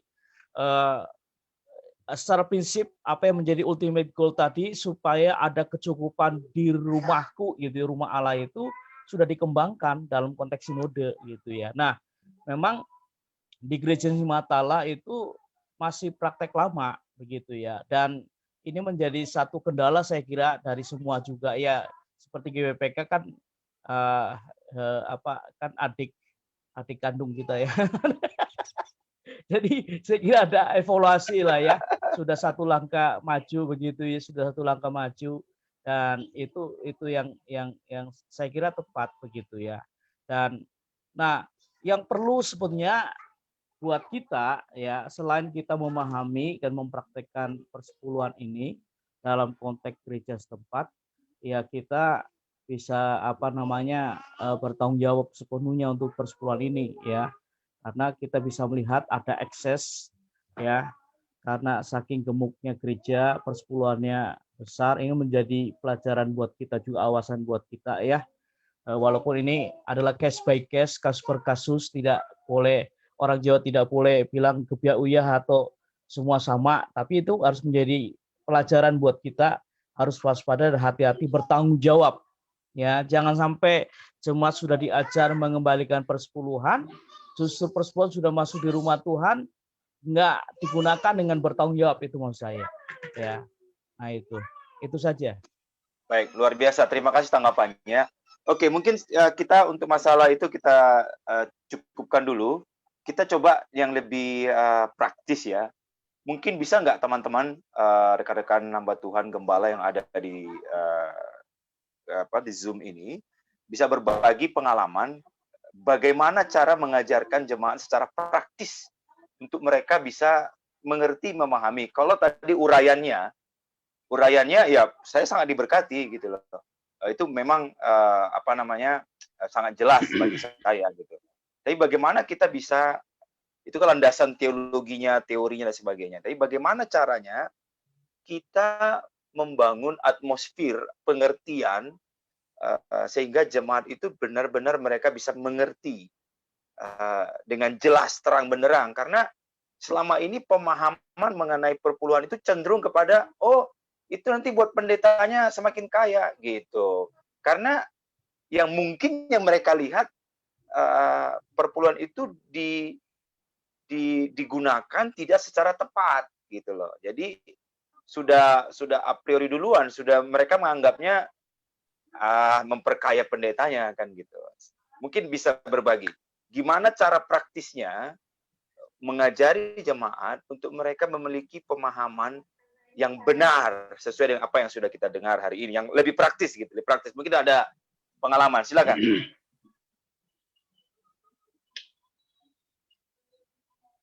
Ya, mungkin saya bisa bagi pengalaman ya. Iya, silakan. Yang pertama memang apa yang dikatakan tadi Pak Eko Widarto itu benar, bahwa teladan itu penting sekali. Teladan. Jadi di gereja kami, saya mengajarkan persepuluhan itu hanya 1 kali dalam setahun. Ya, itu 1 kali dalam setahun, dan sisanya 51 minggu berikutnya itu memang tidak pernah menyentuh yang namanya persepuluhan. Terus yang kedua, selain mengajar berusaha dengan sangat simpel, sederhana, teladan kami tunjukkan. Ya, saya sebagai gembala dan gereja itu karena di GSJA masih ini ya, kita masih di aturannya masih 10% ya. Jadi bukan iuran, bukan ini, kalau GSJA masih 10%, dan tadi saya katakan kita tidak boleh tidak taat. Saya pribadi walaupun punya pemikiran-pemikiran seperti yang saya relasikan tadi, saya tetap taat dengan aturan GSJA. Dan beberapa kali saya sebagai pelayan Injil dan gereja sebagai sidang lokal itu mendapatkan penghargaan dari Badan Pengurus Daerah tentang kesetiaan memberikan persepuluhan, dan itu saya relasikan kepada jemaat gitu. Itu yang kedua. Jadi ada teladan. Yang ketiga tentang keterbukaan keuangan. Jadi jemaat perlu tahu keuangan kita itu berapa pemasukan, persepuluhannya berapa, lalu kesepakatan dengan tim pemimpin atau tim majelis itu dijalankan apa enggak. Karena gini, tidak semua gereja juga persepuluhan semua buat hamba Tuhan kan. Ada gereja yang misalnya sudah besar, persepuluhannya mencapai misalnya puluhan juta, kan tidak mungkin juga diambil semua oleh pendeta. Nah, biasanya ada leadership team di mana mereka akan membuat aturan gitu loh. Pendeta kami ini dengan keadaan keuangan seperti ini akan kami gaji sebulan seperti ini. Nah, itu harus transparan dan dilakukan apa enggak gitu loh. Jadi keuangan itu harus transparan. Saya rasa 3 hal ini tidak boleh dibuang salah satunya gitu. Jadi ajarkanlah dengan sederhana, lalu berikan teladan, setelah itu keuangan gereja harus terbuka. Jadi jemaat bisa mengakses keuangan itu dengan bebas. Tapi jangan berikan hak edit buat jemaat ya. Hak baca saja. Itu dari saya, itu pengalaman saya. Terima kasih. Baik, terima kasih. Ada dari teman-teman yang lain mungkin berbagi pengalaman, silakan. Kalau menurut saya rasa bagus sekali tadi itu. Jadi ada edukasi secara secara teologis, dasar pemikirannya dari Alkitab. Jemaat harus tahu perkembangannya dari dulu sampai sekarang itu seperti apa perpuluhan itu. Gitu loh. Walaupun ada perkembangan-perkembangan, tetapi saya rasa yang penting ada edukasi. Jadi mana yang mau dipegang gitu loh. Karena kalau 1/10 ya 1/10. Saya kalau ngomong di jemaat juga gitu, kalau kamu mau memberi itu lebih daripada itu boleh, tetapi nggak boleh mengurangi perpuluhan. Kenapa? Kalau kamu memberi hukumnya beda, kamu diberi, kamu memberi, ya kan, takaran yang berbeda gitu loh. Jadi hukumnya kalau saya memberi akan diberi gitu. Tapi kalau perpuluhan itu memang punyanya Tuhan, jangan diambil. Kalau diambil itu nyuri, nyolong gitu. Oke. Jadi edukasinya bagus. Saya pikir materi ini yang sederhana tapi bagus ini dari Pak Mesri ini boleh disampaikan buat pengajaran jemaat dulu. Nah, nanti kalau ada pertanyaan baru ada penjelasan pribadi begitu, Pak. Betul. Jadi edukasi ya. mengedukasi Ya, jemaat dengan kebenaran yang terang benderang mengenai iya, perpuluhan dan tidak ada agenda-agenda terselubung lah kira-kira begitu. Iya, iya, iya. Oke, kita coba dengar suaranya Pak David Jemi ini, Pak David Jemi. Boleh dibuka videonya, Pak David Jemi? Pak David Jemi? Ya, silakan Pak David Jemi. Suaranya. Di unmute dulu Pak. Di unmute. Oke, silakan. Komentarnya bagaimana, pendapatnya, atau mungkin mau berbagi, silakan.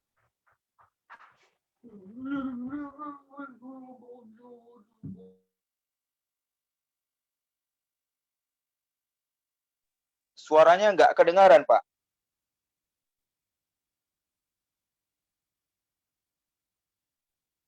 Oh.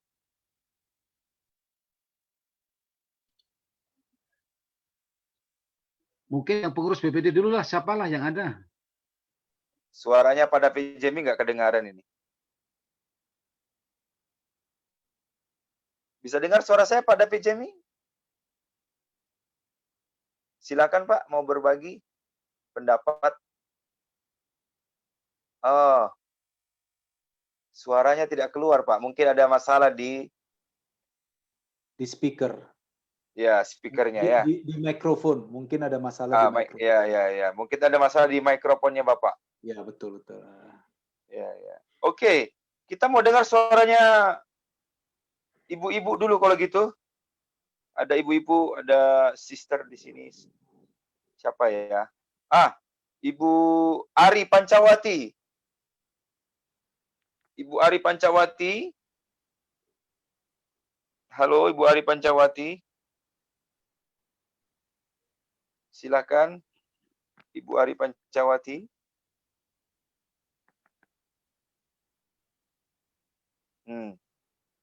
Oke.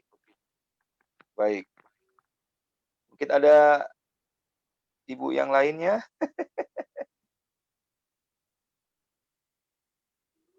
Ada Asmi Rahayu, saya nggak lihat wajahnya. Ada Rianti Jo. Halo, ada Hero New CNN, siapa nih ya? Silakan, mungkin ada di antara wanita-wanita Allah yang luar biasa ini mau berbagi, silakan.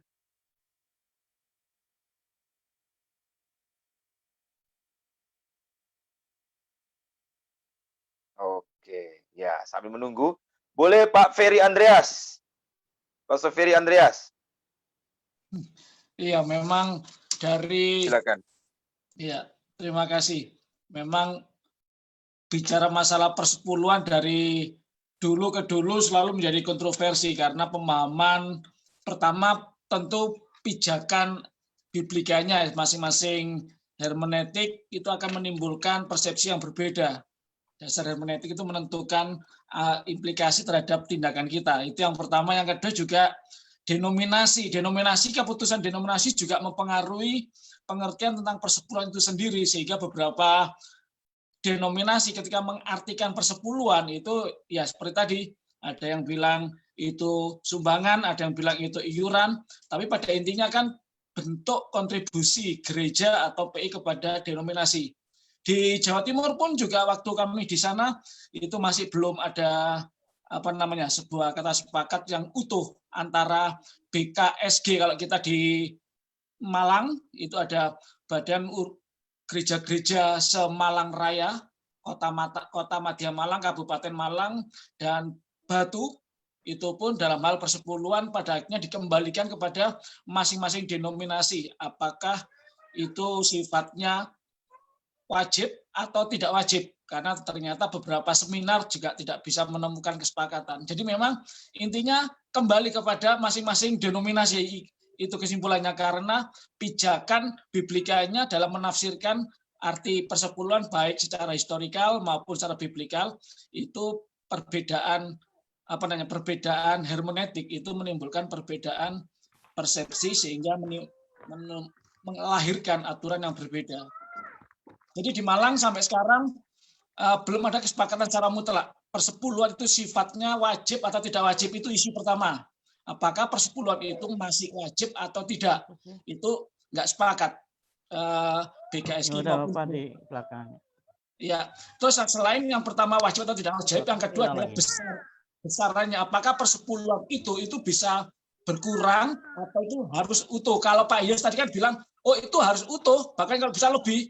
Tetapi dalam prakteknya sekarang GSJA sendiri, terutama kami yang tinggal di Sulawesi Barat dan Selatan Tenggara, itu karena COVID, persepuluhan gereja dan persepuluhan PI tidak harus 10%, tapi 3% sekarang. Yang 7% silakan PI maupun gembala sidang gereja lokal mengelola untuk kebutuhan ketahanan PI dan ketahanan gereja lokal, sehingga kami yang ada di Indonesia Timur, terutama Sulawesi Selatan, Barat, dan Tenggara, persepuluhan ke BPD itu 3%. Itu adalah keputusan dari BPP, sehingga pada akhirnya apa? Kontekstual sekali, apakah 10 itu mutlak atau tidak. Dan itu sudah isu-isu yang sudah kami dengar sejak kami tinggal di Malang sekitar tahun 2010-an, 2015. Sehingga dulu kita nggak mungkin berkurang itu persepuluhan itu harus 10. Tetapi sekarang COVID membuat kami harus dipaksa praktek 3% saja. Jadi kami mulai Maret, April, Mei, Juni, Juli ini persepuluhan kami ke BPD 3%. Tetapi di DKI yang tanda kutip masih mampu, masih kaya, DKI tetap 10%. Jadi persepuluhan apakah itu mutlak 10, ternyata bergantung pada situasi dan kondisi. Jadi itu pengalaman kami waktu kami bikin beberapa pertemuan dengan berbagai sinode di Malang Raya, dan praktek yang kami alami sekarang ketika masa COVID, ternyata dua hal itu yang belum terjawab. Satu, apakah wajib atau tidak, itu akhirnya kembali kepada masing-masing denominasi. Yang kedua, apakah 10% itu juga mutlak atau tidak. Pada akhirnya kami mengalami sendiri, ternyata nggak mutlak. 3% sekarang sudah sama BPD disahkan sudah. Nggak apa-apa. Bukan persepuluhan, tapi per 3%-an sekarang. Jadi pengalaman kami sekarang. Jadi kalau di sini tadi saya lihat ada Pak Alex Nuh itu, Komisaris Umum Sinode Gesel. Mungkin kalau Pak Alex masih ada di sini bisa jelaskan itu apa latar belakangnya BPP itu mengizinkan kami PI dan gereja-gereja gembala sidang gereja lokal di Sulawesi Selatan, Sulawesi Barat, dan Sulawesi Tenggara itu hanya menyerahkan 3% saja, nggak perlu 10%, karena yang 7% itu boleh digunakan untuk gereja lokal. Jadi itu dua isu yang sampai sekarang kami jalani, yang belum ada kesepakatan secara umum, sehingga semua dikembalikan kepada sinode, yaitu wajib atau tidak, yang kedua mutlak atau tidak 10% itu. Kalau Pak Yos jelas itu sikapnya, harus 10%, bahkan kalau bisa lebih. Nah, tapi GSJA sekarang tidak, Pak. Cukup, Pak. Oke. Menarik. Sebenarnya bukan di Sulawesi aja, Mas Ferry. Di seluruh Indonesia itu 3% kalau GSJA selama COVID. 3% ya. Soalnya di DKI sama Jawa Timur masih 10% mereka. Makanya gitu ya. Makanya saya tadi tanya, kalau di sini ada Pak Alex Nuh itu, Komisaris Umum, saya mau tanya ini 10 dan 3% ini berlakunya gimana? Saya juga belum. Karena disesuaikan dengan COVID ini, karena dinilai kembali ketahanan tadi. Nah, itu yang tadi saya sebutkan sebagai tercapainya ultimate goal kita, bahwa gereja, masyarakat gereja, makanan mereka tercukupi, dan saya menganggap apa yang dilakukan Sinode GSJA itu merupakan metode. Itu anggapan saya. Terima kasih. Oke, mungkin satu lagi. Jadi menarik sebenarnya begini. Saya melihat jadi perpuluhan ini lebih kepada administratif sifatnya. Jadi ada terjadi perubahan. Jadi tidak seperti misalnya mencuri, membunuh, atau Bang Yos sifatnya sedikit. Bentar dulu. Oke, begini. Jadi kan contoh ini menjadi sesuatu yang respon. Jadi sebuah yang fleksibel sifatnya, bisa berubah gitu loh. Ya, karena tidak ada yang penekanannya tidak sama dengan seperti hukum-hukum yang lainnya yang kita temukan gitu loh ya, mencuri, membunuh dan sebagainya. Nah, jadi penting bagi kita untuk, ini pikiran saya. Jadi kalau misalnya ini lebih penekanannya ke respon, ekspresi kasih kepada Tuhan, dan untuk mengelola seperti tata kelola kita berjemaat, tata kelola kita berorganisasi. Nah, bagaimana dengan ada pendapat yang berkata bahwa itu dikaitkan dengan pertumbuhan iman seseorang. Jadi pertanyaan saya begini, apakah bisa kita mengaitkan kesetiaan perpuluhan, ingat sepersepuluh di angka, itu dengan pertumbuhan iman, pertumbuhan rohani seseorang? Apakah bisa kita membuat pernyataan seperti itu?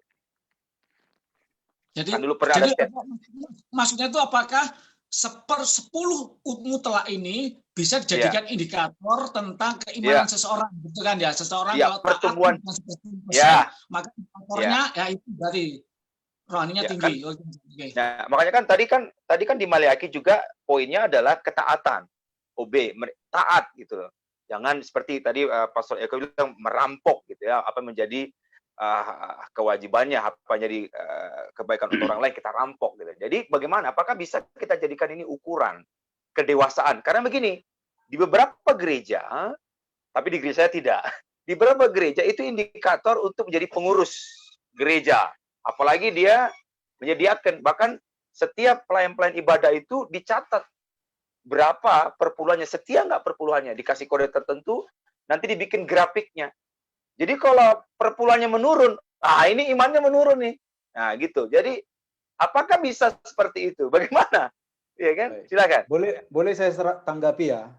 Ya, silakan. Nah, itulah yang tadi saya bilang, di kitab Maleakhi itu nuansa itulah yang muncul. Di satu sisi, saya setuju apabila di dalam perekrutan aktivis-aktivis gereja, hal persepuluhan ini dilibatkan. Tetapi bukan dalam rangka mengawasi mereka seperti kita mengawasi bahwa ketika mereka salah langsung kita hajar, bukan. Tetapi dalam rangka teladan. Ketika mereka memberikan teladan sebagai pemimpin, maka orang-orang yang mereka pimpin akan melihat teladan itu dengan asumsi bahwa mereka bisa memberikan itu. Tetapi misalnya ada diskurs ya, ada semacam pengecualian. Misalnya saya sebagai gembala, saya punya aktivis. Salah satu aktivis saya itu betul-betul hanya cukup makan misalnya. Hanya cukup makan gitu. Ini aktivis dia nih, dan saya tahu betul keadaannya. Saya akan berkata di hadapan saudara semua, saya tidak akan paksakan dia memberikan persepuluhan. Justru saya akan bantu dia kalau memang betul-betul tidak bisa. Karena bagi saya, nuansa yang muncul di kitab Maleakhi itu bukan legalitas, tetapi spiritualitas. Itu yang tadi saya bilang dikritik oleh Amos. Amos dengan jelas mengkritik orang yang memberi persepuluhan. Amos dengan jelas mengkritik orang yang memberi persepuluhan. Amos berkata, buat apa kamu ngasih persepuluhan, tetapi hatimu jauh dari Tuhan? Legalitas versus spiritualitas. Gitu. Terus yang kedua, di Lukas pasal 18 ayat 12 itu yang tadi saya juga cantumkan, ini bicara tentang orang Farisi dan pemungut cukai. Dikatakan di sini, aku berpuasa 2 kali seminggu, aku memberikan 1/10 dari segala penghasilanku. Bukankah cukup rohani? Tetapi dengan fakta itu, justru Yesus menghardik mereka. Artinya, persepuluhan itu terkait spiritualitas, bukan legalitas. Jika ada di antara jemaat kita yang cukup miskin, lalu kita mengatakan bahwa you harus kasih persepuluhan, dia cukup miskin, saya rasa kita sedang jatuh ke dalam konsep legalitas. Bahkan seharusnya kita membantu orang itu dari orang-orang yang di sekitar kita yang ada, jemaat yang ada. Makanya saya bilang tadi, isunya adalah kecukupan. Metodenya pada waktu itu adalah 1/10. Metode bisa berubah seiring zaman berubah. Isu tidak boleh berubah. Isu tidak boleh berubah. Rumah Allah harus cukup dengan makanan. Itu. Makanya saya bilang, kalau ada orang melibatkan tentang persepuluhan dalam merekrut aktivis, saya setuju. Setuju, karena itu bersifat teladan, spiritualitas. Tetapi bukan berarti harus melihat mereka seperti kita memplototi sesuatu, lalu satu kali mereka tidak kasih perpuluhan, langsung bang gitu. Tidak. Justru disitulah spiritualitas kita relasikan sama mereka sebagai contoh kepada orang yang dipimpin. Sebagai Oke, contoh. pertanyaannya, apakah bisa spiritualitas seseorang itu diukur? Nggak bisa. Nggak bisa. Itu hanya parsial itu. Artinya gini loh. Kalau saya mengaku cinta pada seseorang, misalnya cinta nih sama mantan pacar, kebetulan dia di samping saya nih, tapi nggak berani nunjukin wajah. Cinta sama waktu pacaran nih, ya kan? Kan saya tidak bisa hanya mengukur cinta saya dari satu tindakan langsung saya bilang cinta. Misalnya dia minta bakso, saya kasih langsung, itu seperti wakil dari keseluruhan cinta saya, kan tidak. Itu kan terkait. Suatu hari saya tidak bisa memenuhi permintaannya kan bakso, apakah cinta saya bisa dibilang pudar? Sementara hal-hal lain itu saya lakukan gitu. Nah, kedua yang meneguhkan saya adalah seharusnya kalau perpuluhan itu legalitas, berarti itu akan menimbulkan dosa atau tidak dosa. Jika kita melakukan secara tepat, maka akan berkat. Kalau tidak, akan dosa. Berarti sinode-sinode yang hari ini menerapkan 3%,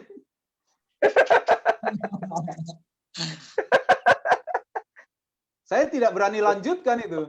Artinya bagi saya tetap itu bukan legalitas, tetapi itu spiritualitas. Nah, spiritualitas itu bentuknya bisa apa saja, tetapi tujuannya mencapai spiritualitas. Terkait persepuluhan, ultimate goal-nya adalah kecukupan. Makanya tadi saya bilang, metodenya boleh apa saja, tapi bukan berarti ikut mencuri loh ya.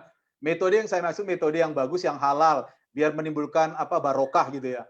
Haleluya. Ultimate goal-nya itu tercapai gitu loh. Makanya terjadi fluktuasi, terjadi semacam pergantian, sinode berkembang, zaman berkembang. Siapa tahu 10 tahun yang akan datang, ada metode lain, tetapi ultimate goal-nya tercapai. Tercukupi rumah Tuhan. Itu dari saya. Terima kasih. Good point. Kalau saya sederhana lagi, Pastor. Yes.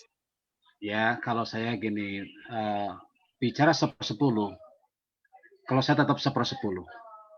Jangan lupa, ayat itu belum selesai di 1/10 itu. Kan di bawah ada kata, ujilah aku, kata Tuhan. Kalau saya mengajar jemaat, lebih baik kamu nggak memberikan persembahan dibandingkan tidak memberikan perpuluhan. Sekali lagi, perpuluhan itu bukan besaran nilai sebenarnya. Ya kan? Kalau saya ya, itu lebih kepada kamu diberkati, seberapa berkat yang kamu terima itu, ambil 1/10. Jangan lihat nilai nominalnya. Gitu. Kalau lihat nominalnya, saya rasa banyak pendeta jatuh dalam dosa. Banyak itu. Karena melihat seperti itu. Jadi kalau saya, perpuluhan itu harga mati. Ya kan? Tapi kalau kamu memberi, saya mengajar, kamu akan menerima dari pemberian itu sendiri. Kamu menabur. Hukum menabur pasti akan menuai. Dan bersyukur saya mengajar seperti itu. Dan semua orang diberkati Tuhan. Jadi prinsip perpuluhan sendiri, prinsip persembahan sendiri, prinsip menabur sendiri. Jangan dipotong-potong, digabung-gabung. Karena kalau hukum menabur pasti akan menuai. Itu hukum, ada ayatnya sendiri kan. Prinsip memberi akan diberi. Ada prinsip sendiri lagi. Tapi kalau prinsip perpuluhan, mohon maaf kalau sampai hari ini saya tetap 1/10 itu bukan masalah besaran nilai. Tetapi prinsipnya 1/10 berkat yang kita terima kita kembalikan kepada Tuhan. Itu prinsip. Jangan khawatir. Ya. Kenapa? Ketaatan. Karena Allah, ya Tuhan bilang kan, ujilah aku. Gitu loh. Ya, terima kasih buat teman-teman GSI yang memberikan diskon. Ya kan, 70% itu. Ya. Diskon. Ya, terima kasih itu. Tapi masalah ini, kalau saya prinsip perpuluhan, itu tetap 1/10. Ya, apakah kita udah permisi sama Tuhan tuh ayat itu? Kan tadi Bung Mesin bilang kan, itu pewahyuan terakhir perpuluhan. Ini ada pewahyuan baru lagi. Puncak pewahyuan itu. Ini Bung Mesin ini orang BPD atau wilayah nih? Bahaya nih. Saya tidak menjabat apa-apa, Pak. Makanya saya bebas, Pak. Oke, menarik. Oke, Pak Pastor David silakan. Pastor David silakan ya. Memang masa pandemik ini bukan hanya gembala yang kena dampaknya, jemaat pun juga kena dampaknya. Tetapi yang saya bisa belajar, mereka melaporkan bahwa income mereka ini berkurang sekali, bahkan bisa sampai 50%. Tetapi dalam hal pemberian persepuluhan, mereka tetap taat, meskipun nilainya kecil, berkurang daripada sebelumnya. Nah, kalau mereka bisa taat, masa sih kita kembali pendeta mengurangi yang namanya perpuluhan. Jemaat aja setia loh. Misalnya yang biasanya sebelum pandemi dapat 1.100.000,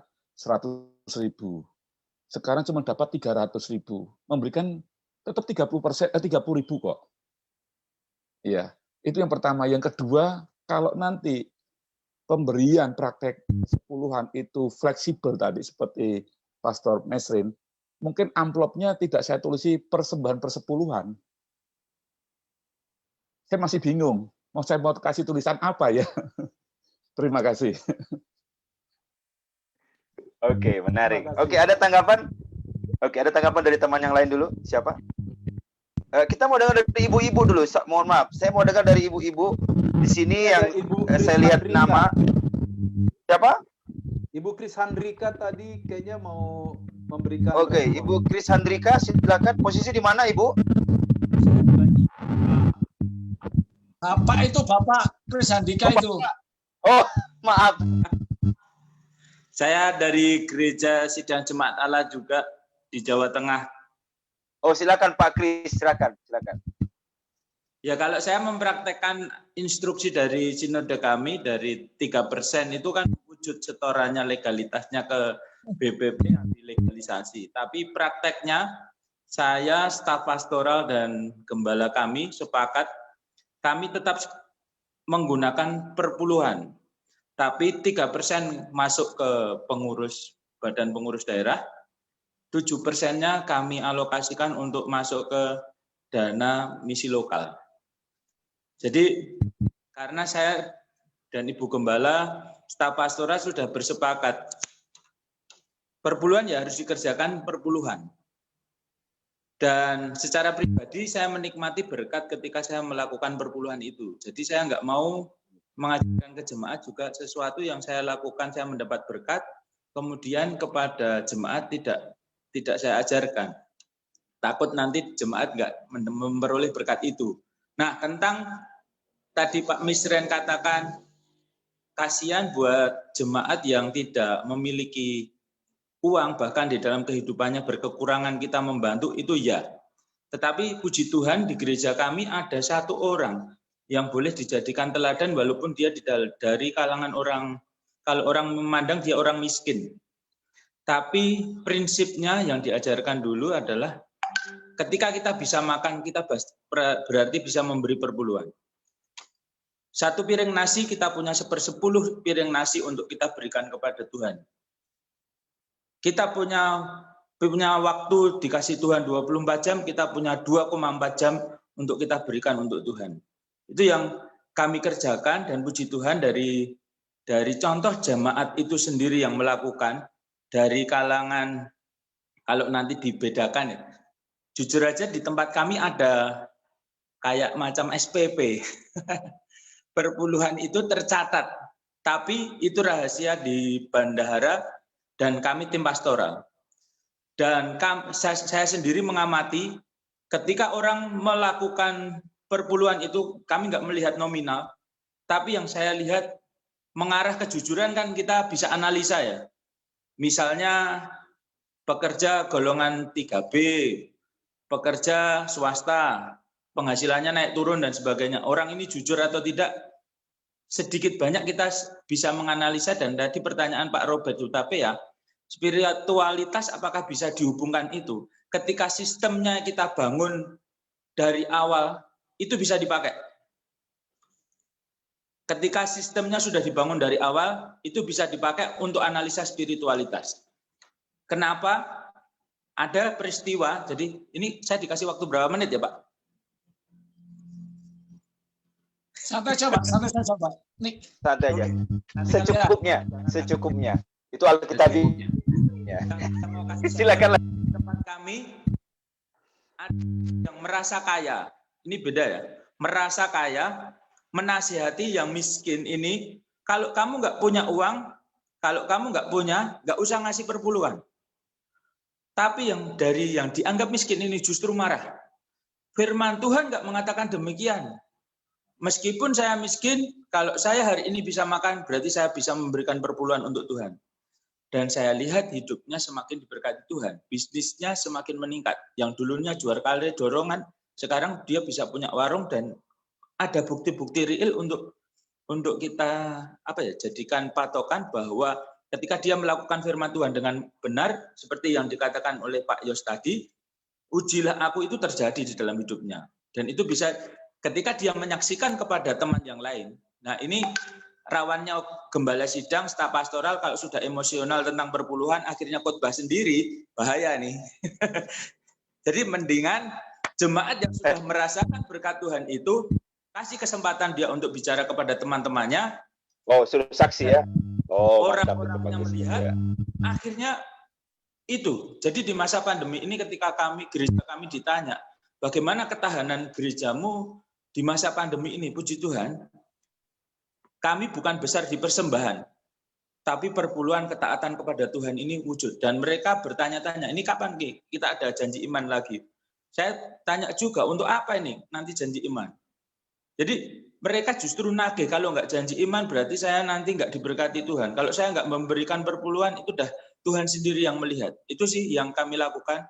Dari sekolah minggu kami sudah mengerjakan, jadi di rapot sekolah minggu kami, mulai kelas madya, kami sudah ada yang namanya perpuluhan. Kalau dilihat wujudnya mereka, perpuluhan itu Rp100 per minggu, ada yang 5.000. Kami tidak melihat nominal itu. Tapi kedisiplinan sistem itu yang sudah kami ajarkan, saya lihat ketika dia masuk remaja, ketika dia masuk kaum muda, akhirnya puji Tuhan. Yang setia itu dari sekolah minggu. Berkat Tuhan itu sungguh luar biasa. Jadi saya punya anak sekolah minggu yang sampai saat ini, dia kelas 5 SD, umur 5 dia masuk SD, diragukan oleh banyak orang, dia nggak bakalan bisa mengikuti kemampuan SD.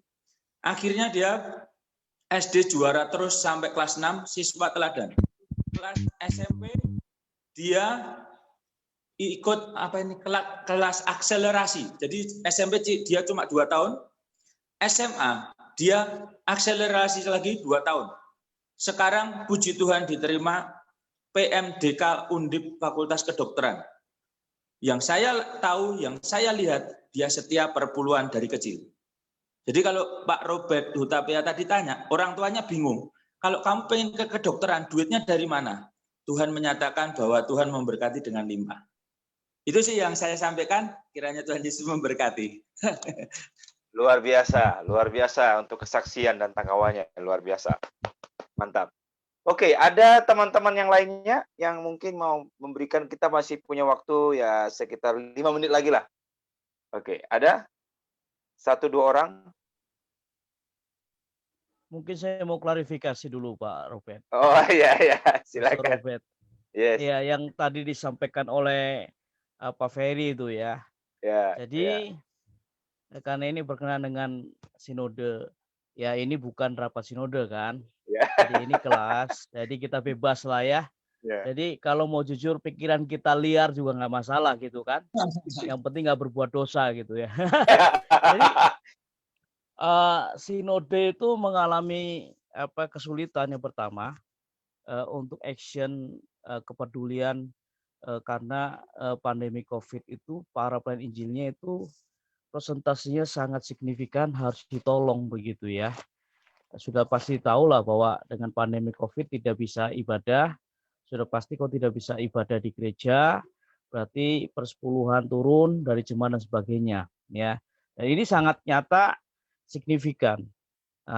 Sehingga sebetulnya tadi yang titik menjadi pergumulan kan secara manajerial keuangan sinode, kalau prinsip persepuluhan tidak bisa diubah dari jemaat 10% ke gereja, ke rumah Tuhan. Tetapi tata aturan mengenai istilah sementara memang persepuluhan itu dari PI, ya, Pelayan Injil, ke sinode BPD begitu ya, dan BPD ke BPP itu sebetulnya masih dalam pergumulan. Nah, sehingga disitulah yang sebetulnya memang membahasakan, mengkomunikasinya kesulitan begitu ya. yang sebetulnya tujuannya adalah bahwa tetaplah persepuluhan disampaikan 1/10 ya, tetapi BPD mengembalikan kepada BPP tidaklah sepenuhnya 1/10 begitu ya. Dan ini menjadi titik pergumulan. Saya kira nanti di Kongres juga akan menjadi bahan evaluasi ya. Makanya seperti GBI kan sudah tidak seperti itu, GBPK juga tidak seperti itu ya. Nah, yang kedua yang sangat penting ya, saya ingin berbagi pengalaman bagaimana kita memuridkan jemaat kita untuk mentaati perintah Tuhan ya dengan kasih sukarela, tentunya bahwa semuanya milik Tuhan. Tuhan hanya ajar 10% dikembalikan pada Tuhan. Itu kalau kita mengandalkan khotbah ibadah raya tidak bisa. Sekalipun saya memastikan saya tidak pernah menggunakan pengkhotbah tamu untuk mengkhotbahkan persepuluhan. Saya sendiri atau tim pastoral saya yang mengajar mereka melalui kelas pemuridan. Jadi saya murid Kristus itu kita gunakan itu untuk jemaat yang mau bergabung jadi anggota gereja gitu ya. Biasanya di dalam gereja kami dipastikan bahkan untuk yang pertama kali datang pertama kali pun kami informasikan ya jangan buru-buru memberikan persembahan kolekte kalau nggak tahu gitu ya. Jadi seperti itu sampai di dalam kelas pemuridan itulah kita bisa sharing dan jelas dan pengajaran kita seimbang. Jadi tidak ada istilah mengancam menakut-nakut dari mimbar gitu. Wah, itu sudah paradigma lama lah kira-kira ya, seperti itu ya. Nah, yang kedua adalah bahwa dari anak sekolah minggu sampai orang dewasa diajar dan dipraktekkan. Sampai hitung-hitungannya detail. Kalau anak sekolah bagaimana? Oh, dari uang jajan. Begitu kira-kira ya. Misalnya 500.000 satu bulan berarti 50.000 begitu ya. Dan mereka penuh sukacita. Dan seperti yang disaksikan oleh Mas Kris tadi benar. Begitu ya. Ya, paling tidak dari gembalanya sampai jemaatnya kan tidak berkekurangan ya, tapi yang jelas harus ingat berpadan dengan yang ada dan mengucap syukur kepada Tuhan. Jadi kalau 10% dikembalikan dengan jujur dengan ketatan kasih kepada Tuhan ya, dimasukkan yang berikutnya itu bukan untuk segala-galanya, bukan untuk pendeta. Jadi itu di dalam gereja setempat, gereja lokal dikumpulkan dalam kas induk. Ya. Nah, di kas induk itu persepuluhan, kolekte, persembahan misi, itu nanti akan diproyeksikan sesuai dengan peruntukannya. Misalnya kolekte, persepuluhan, nanti dilihat persentase untuk pendeta gembala berapa persen. Nah, begitu ya. Tentunya kalau semakin gerejanya besar, jumlah jemaat besar, pasti persentase kepada gembalanya semakin kecil toh. Nah, gitu ya. Kalau gerejanya masih kecil, persentase kepada gembala semakin besar, masih besar begitu kira-kira ya. Dan seperti itu. Dan ada kebutuhan yang lain untuk operasional, untuk misi dan sebagainya. Nah, jadi nggak benar kalau ada pengajaran yang mengatakan bahwa persepuluhan itu 100% untuk pendeta. Bukan, ya seperti itu. Jadi ini mesti terus digelorakan, ya. Saya kira tidak ada perdebatan di antara kita dan semuanya sepakat bahwa kita tetap mempraktekkan persepuluhan, ya. Dan saya adalah seorang teolog, seorang organisatoris yang taat dengan aturan organisasi nanti ini karena berapa tempat di sini nanti bisa salah paham gitu ya. Gitu. Oke, thank you. Terima kasih. Terima kasih Pastor Eko untuk sharingnya juga luar biasa. Ya, ini karena waktu juga teman-teman, jadi sudah pukul 9 kurang 4 menit ya. Jadi sekali lagi saya percaya masih banyak hal yang kita bisa diskusikan mengenai topik ini, tapi intinya kita semua sepakatlah bahwa ini bukan sesuatu yang sebenarnya sesuatu yang rumit sebenarnya ya. Yang rumit itulah kita cara tadi sempat disinggung penafsiran kita yang berbeda-beda dan sebagainya. Tapi tadi penjelasan dari Pastor Mesri sudah menolong kita untuk memiliki pemahaman yang lebih utuh mengenai perpuluhan ini. Dan terima kasih juga untuk tanggapan dari teman-teman dan juga kesaksian dan sebagainya. Itu sungguh memberkati. Jadi ke depan setiap Selasa malam kita akan ada Pastor Talk. Jadi kita akan membahas isu-isu yang ada di pelayanan kita. Jadi nanti ada narasumbernya. Jadi teman-teman juga nanti bisa memberikan pendapat dan tanggapan dan sebagainya. Harapannya, tujuannya adalah tentunya kita dalam pelayanan kita semakin maksimal dan jemaat yang kita layani mereka semakin hari semakin bertumbuhlah di dalam Tuhan, semakin seperti Kristus dan kerajaan Allah semakin ditegakkan di muka bumi ini. Itu aja tujuannya. Saya kira terima kasih. Sebelum kita menutup mungkin ada final statement dari Pastor Samuel Mesrin untuk closing kita.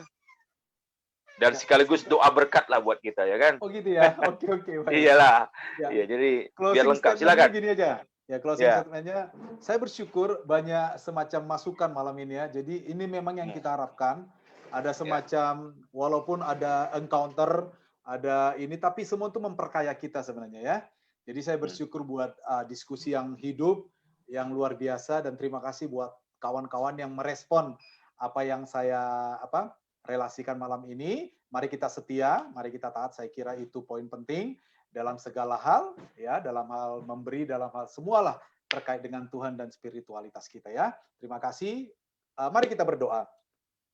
Bapak, kami bersyukur bahwa kami boleh Tuhan belajar lebih dalam, rekan-rekan yang memberikan masukan, memperkaya wawasan kami semua. Kami bersyukur buat semua rekan-rekan ini yang Tuhan sudah pakai mereka luar biasa, dan kami semua di dalam pelayanan kami masing-masing, dan kami tahu bahwa ada pengalaman-pengalaman khusus yang Tuhan relasikan kepada kami, dan itu membantu kami untuk melihat dengan lebih jelas tentang firman-Mu, Tuhan. Terima kasih Bapak.